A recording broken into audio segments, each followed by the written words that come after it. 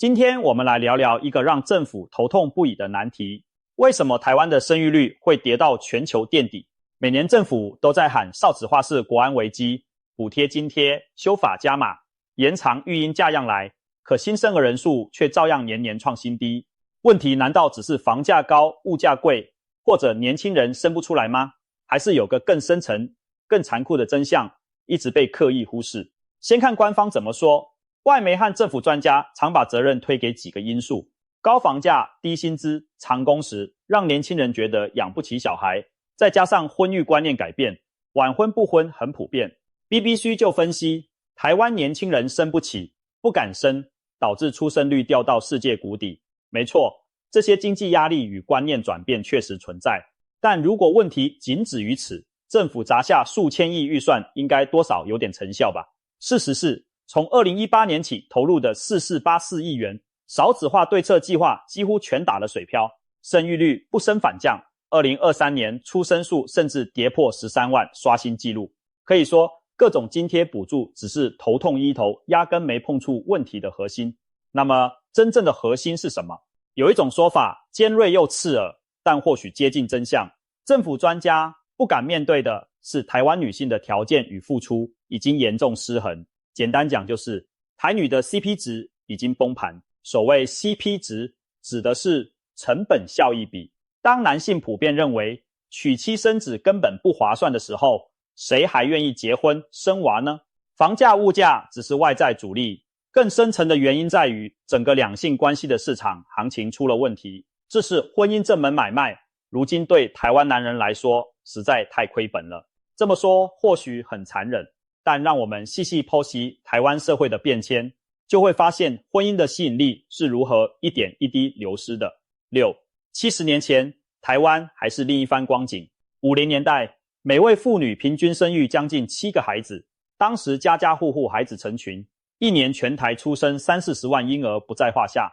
那时的人们虽不富裕，却普遍认为传宗接代是天经地义，不孝有三，无后为大，不生孩子简直说不出口。然而到了1970年代，随着社会经济发展，政府开始推行家庭计划，宣导2个就好，这类节育观念，出生率迅速下降。1984年左右，台湾总生育率就跌破了更替水准 2.1， 标志着多子时代的结束。也就是在那前后，台湾女性的平均初婚年龄逐渐推迟，晚婚风气兴起。民国64年1975年，使女性平均初婚年龄仅22岁多，但到21世纪后，女性初婚年龄逼近30岁。换句话说，过去20多岁当妈，如今30好几不婚的人比比皆是。到了千禧年后，生育率更是雪崩式下滑。民国99年、2010年适逢虎年，那一年出生数只有 16.6 万人，创下当时的新低谷。然而，即使后来迎来传统上被视为生育高峰的龙年，少子化的趋势也未能逆转。2012年龙年虽然新生儿短暂回升到 23.4 万，但好景不长，隔年马上又跌回20万以下。所谓龙年生子的习俗，如今也救不了场，甚至2024年再逢龙年，许多人预期出生数也不会出现奇迹。进入20年代后，每年出生人数节节败退，2022年仅 13.8 万人，2023年不到14万，最新估计今年可能连11万都不到。要知道60年代一年可是有将近40万新生儿，如今连当年的1/3都不到，等于生育率打了个对折再对折。台湾社会正以肉眼可见的速度迈向孩子越生越少，老人越来越多的未来。这场生育雪崩的直接原因，就是越来越多人选择不婚不生。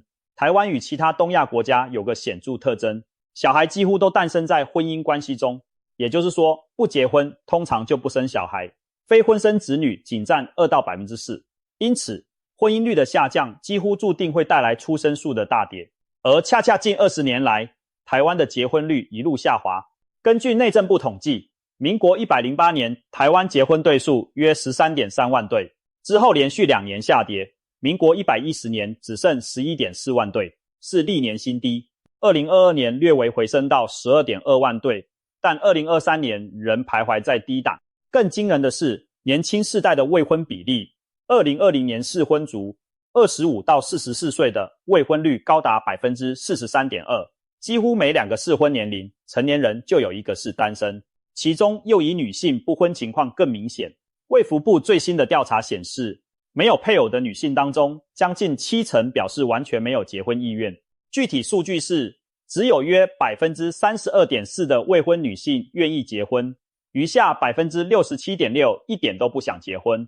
甚至有1/4的女性坦言，虽不想结婚，但想要固定伴侣。换言之，只恋爱不结婚，还有 43.3% 则连伴侣也不想要。单身已经成为台湾年轻女性的主流选项。在15到64岁的所有女性里，无配偶者比例持续增加，结了婚的反而减少。可以说，有相当多台湾女生压根就没打算走进婚姻殿堂，更别提替国家生孩子。为什么年轻女性对婚姻敬而远之？一大原因是女性的受教育程度和经济独立性大幅提升。现在台湾大学毕业生有超过一半是女性，高学历女性比过去多太多了。她们受过良好教育，有工作能力，收入虽未必很高，但至少能养活自己，不需要再靠婚姻改变命运。相反地，传统婚姻中束缚女性的种种现实却依然存在。比方说，女性若结婚生子，职场生涯往往受影响，孕育和抚养孩子需要巨大的时间精力投入，可能迫使他们放弃多年辛苦经营的工作和梦想。此外，婚后还可能面临与公婆同住、料理家务、照顾长辈等等责任。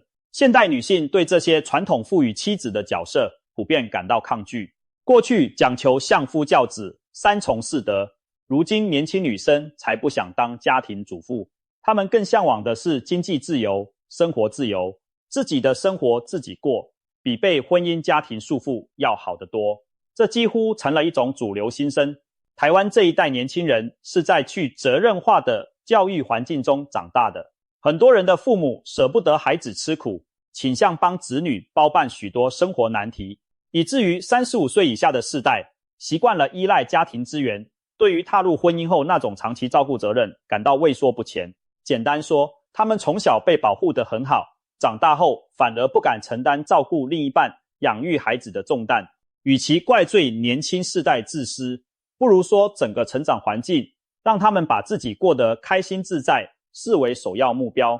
既然如此，结婚生子在人生选项中的顺位就大大下降了。许多年轻女性认为不婚不生才能享受快乐一生，社群媒体上充斥着对单身生活的向往，有工作收入就去旅行、买精品、发展兴趣爱好，日子过得多姿多彩。反观已婚有孩的生活，常被形容为柴米油盐、育儿琐事缠身，哪里还有自我？在这样的心态下，婚姻从过去被向往的幸福象征，变成许多年轻人眼中的人生绑票。一旦结婚，就失去自由，增加无穷无尽的责任。这种价值观的翻转，对传统家庭观念而言，可谓一种崩坏长辈们引以为傲的传宗接代。如今没几个年轻人放在心上，很多人甚至宣称做丁克族，双薪但不要孩子，是明智之举。还有人自嘲自己是最后一代，宁愿绝后也不愿降低生活品质。另一方面，我们也要看看男性的处境与想法。台湾男性不想结婚的比例稍低于女性，但也不容小觑。根据调查，未婚男性中只有约40%愿意结婚，超过一半对婚姻兴趣缺缺。为什么男人也不想结？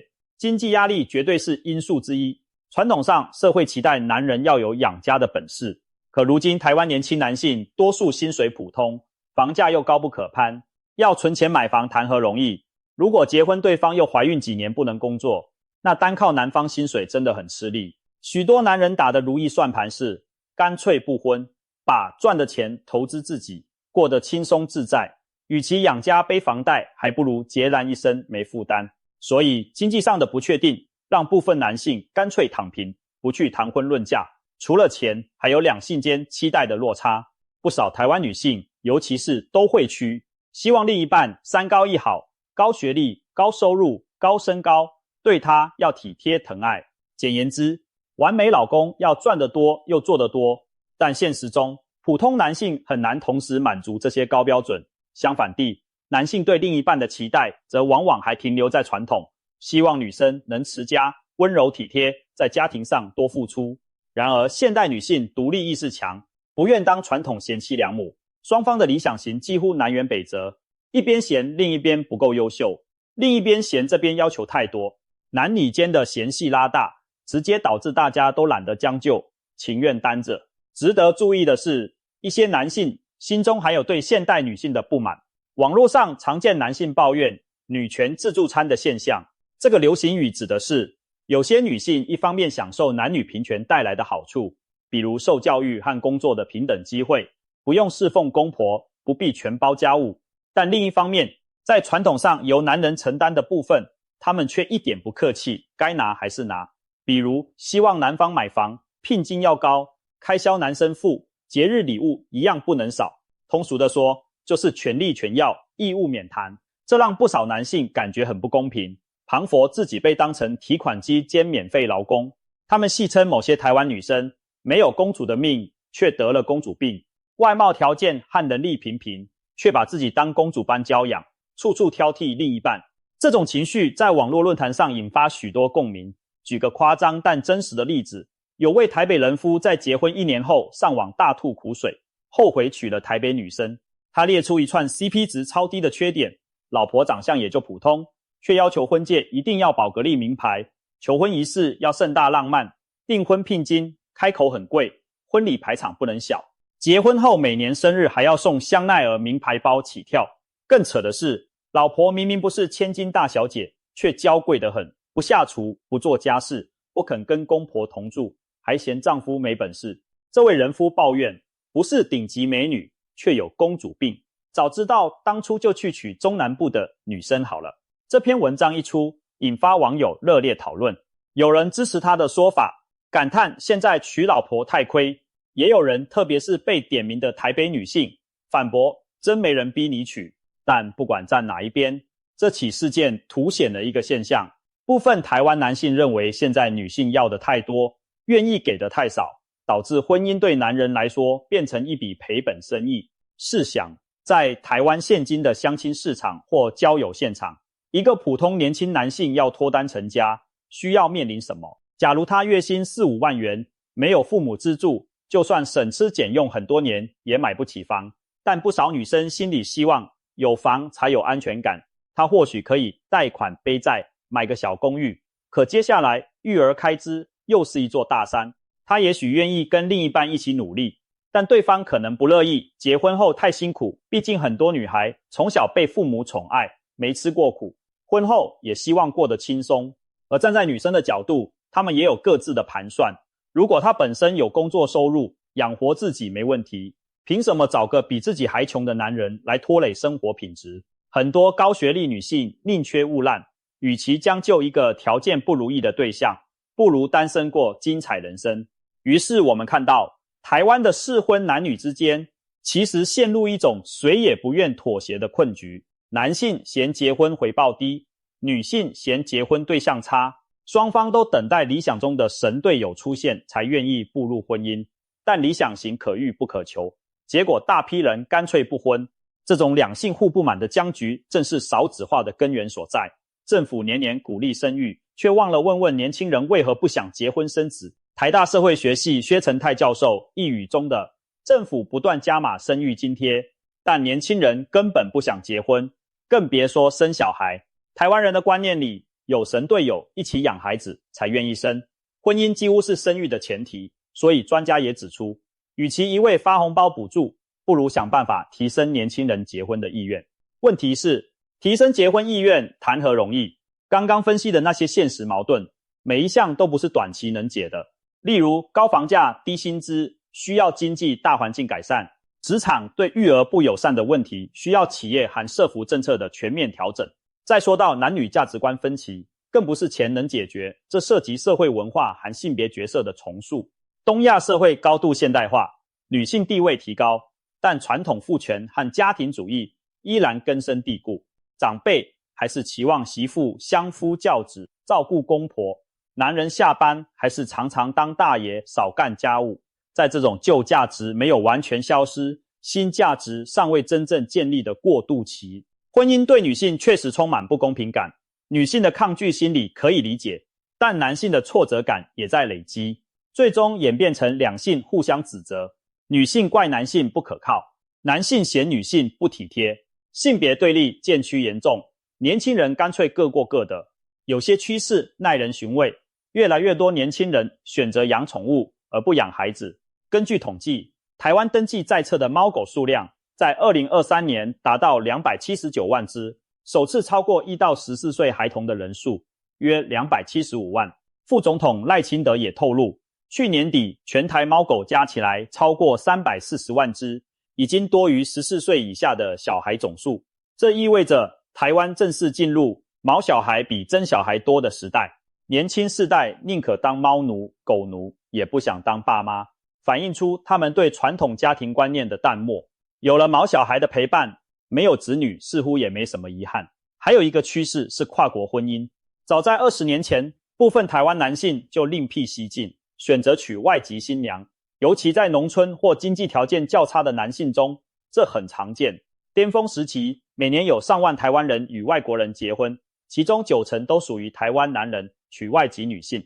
累计起来，截至民国91年底，2002年已经将近10万名东南亚新娘远嫁台湾，再加上来自中国大陆的配偶，外籍入籍新娘总数超过23万人。这背后隐含的也是本地女性难搞，不如找国外的心态。事实上，越南、印尼等地女性多半更传统，对物质要求较低，语言文化上对丈夫也缺乏优势地位，因此婚姻相处中冲突可能较少。当然，跨国婚姻也带来适应问题，一度还出现媒婆中介乱象、假结婚骗财等等。后来政府加强管制，外籍配偶移民数量才趋缓。但不可否认，有相当比例台湾男性是靠娶外配来解决婚姻问题的。某种程度上，这是在本地婚姻市场竞争失利的男性，以另找市场的方式达成成家愿望。然而，并不是每个男人都找得到外籍新娘，更多的人选择直接退出婚恋市场。这几年，台南不玩了成了一句流行的调侃，意思是，既然谈恋爱结婚，这个游戏对男人来说规则不利，风险过高，干脆不奉陪了。日本有所谓草食男，形容年轻男性对恋爱无欲无求。台湾其实也有类似现象，许多男生过着单身公寓的快活日子，下班打电动，假日睡懒觉，想要社交就在网络找朋友打打球、唱唱歌，生活也挺惬意。他们觉得与其费心讨好另一半，不如把时间、金钱花在自己身上。单身经济因此蓬勃发展，一人食餐厅，一人卡拉 OK， 单人旅馆层出不穷。就是因为单身人口越来越多，当男性不再主动追求婚姻，女性又不急着委身嫁人，两性关系近乎停摆。可以说，婚姻市场已经彻底冷清到宕机。就像交易双方都不出价，一桩买卖怎么成交？男女互不将就，导致结婚率和生育率双双探底。我们再回到最初的问题，台湾生育率为何全球垫底？或许现在答案已经清晰，除了经济压力等表面因素，更深层的是台湾年轻世代的婚姻观、生育观产生的巨大的变化。这种变化是官方不太愿意直言的台女崩坏，真相也是台南价值观的转变。当越来越多女性高喊人生是为自己而活，当越来越多男性抱怨娶妻养家太不值得，婚姻和家庭的价值在年轻人心中几乎崩解了。如果不把这个核心问题解决，再多的生育奖励也只是杯水车薪。正如专家所说，没有社会价值观的支持，仅靠金钱难改变趋势。提高补助只能解决生不起的问题，却无法解决不想生的问题。不想生才是最可怕的。政府每年投放再多预算，如果年轻人连结婚生子的意愿都没有，怎么可能突然多出婴儿？现实是残酷的，台湾已连续53个月生不如死，也就是每月死亡人数都大于出生人数。2023年全年新生儿不到14万，死亡人口却将近19万，人口自然减少约5万人。照此下去，台湾总人口在2022年达到约2337万的高峰后，已经开始下降。国家发展委员会推估，未来人口将加速萎缩，从2024年的2340万骤减到2070年的1497万。短短半世纪，少了将近1/3人口。老年人口比例则节节攀升，预计2039年65岁以上将超过总人口的 30%， 届时每3个人就有1个老人，劳动力和兵源都极度不足。这些数字背后的意义不仅是经济衰退、国力下滑，更是文化与社会的巨变。试想再过几十年，许多现在20-30岁坚持不婚的人终将老去，身边没有子女，可能独居终老。城市里小孩的笑声越来越少，学校关门，产房冷清，取而代之的是满街的宠物店、安养院，那将是一幅怎样凄凉的景象。甚至有人担心，若本地人不生，小部分缺口或许靠移民填补，但长远看，台湾人会不会在未来几代内成为濒危种族？这并非危言耸听，连国外科技富豪马斯克都注意到台湾人口的骤减，直言人口崩溃正在加速。他担心的不只是台湾，也是整个东亚文明的未来。毕竟韩国、日本同样深陷低生育泥淖，只是台湾更甚。说到这里，不禁要问，我们该怎么办？难道要眼睁睁看着生育率一年比一年低，直到人口雪崩成为无可挽回的灾难？政府当然不能放弃，各种新对策仍在继续，例如提高育儿津贴、提供公共托育、鼓励企业友善育婴等等。这些措施有一定帮助，但治标不治本。真正的转机恐怕要来自整个社会对婚姻与家庭价值的重建。男女双方都需要重新审视自己的期待和责任。女性或许要思考，追求个人自由与幸福无可厚非，但如果人人都不愿意投入家庭，最终承担后果的也是自己老无所依。整个社会老化凋零，对每个人都没有好处。男性也需要改变。现代婚姻讲求平等互谅，光靠赚钱养家已不足以让妻子心甘情愿投入家庭。年轻男人若希望找到理想伴侣，自己也要提升能力与责任感，而不是一味抱怨女性现实。可以说，双方都要让出一步，社会才能走出这场两性零和博弈。然而，改变谈何容易？传统父权观念几十年如一日，根深蒂固。年轻世代的个人主义价值也已养成，要他们回头变得无私奉献，恐怕不切实际。也许未来我们会看到更创新的家庭模式或政策出现，例如有学者建议大力支持非婚生育、单亲抚养等多元家庭形式，打破结婚才能生的束缚。也有人提倡由政府社会化抚育下一代，减轻家庭育儿负担，但这些方案都存在文化和伦理上的挑战，不是朝夕能实现。在目前的趋势下，我们恐怕只能寄望民间价值观自行调试。随着低生育现实愈发严峻，也许大众会逐渐意识到问题的严重性，开始反思当前两性相处的模式。毕竟，当大部分人都不婚不生时，每个家庭都难以独善其身，谁来照顾你老去的双亲？你自己的晚景又该托付谁？如果整个社会只剩少数人撑起养育下一代的重担，世代间的压力将难以维系。这些现实终将逼得年轻世代重新审视婚育的意义。话说回来，政府专家真的完全没看到这层吗？其实多少有人点出过，像刚才提到的薛教授就指出，没有重建婚姻家庭的价值，再多经济诱因也没用。只是官方往往不愿直接把焦点放在女性不愿结婚、生育这种敏感议题上，以免被指责怪罪女性。毕竟女性不生也是多种因素交织的结果，不能简单把责任推给年轻女生崩坏或自私。但是我们必须诚实面对数据，已婚女性平均还是生2个小孩，生育率下降主要就是因为越来越多女性终身未婚未育，这就是低生育率背后不容回避的事实。当大多数适龄女性都选择做不生族，整个民族的未来当然令人堪忧。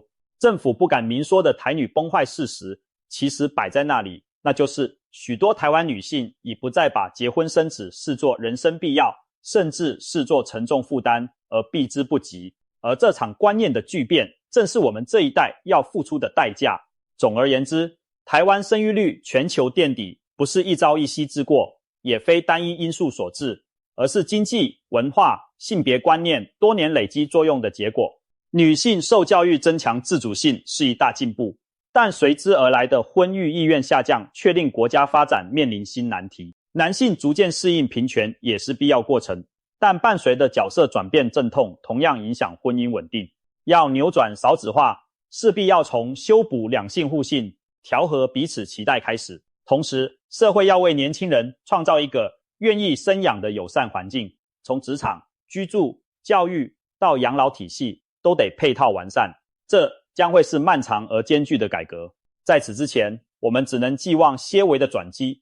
或许某天，当一对对年轻情侣重新相信婚姻的价值，愿意携手迎接新生命时，台湾的未来才有改写的可能。否则，如果情况毫无改善，那么数十年后的史书可能会写下这么一笔：21世纪初，富足而文明的台湾人选择集体不繁衍后代，导致族群人数急剧缩减，终至走向沉寂。这样的结局无疑是令人唏嘘的。希望我们这一代人还来得及避免这场文明的缓慢凋零。要做到这一点，必须先勇敢正视问题，承认问题，然后才能谈改变。少子化不是单纯的钱能解决的，生不起问题，而是一场价值观与社会结构的巨变。我们需要的是一次集体的反思与行动，让婚姻和家庭重新成为值得追求的美好目标。只有那时，台湾的生育率才有机会脱离谷底，迎来新的曙光。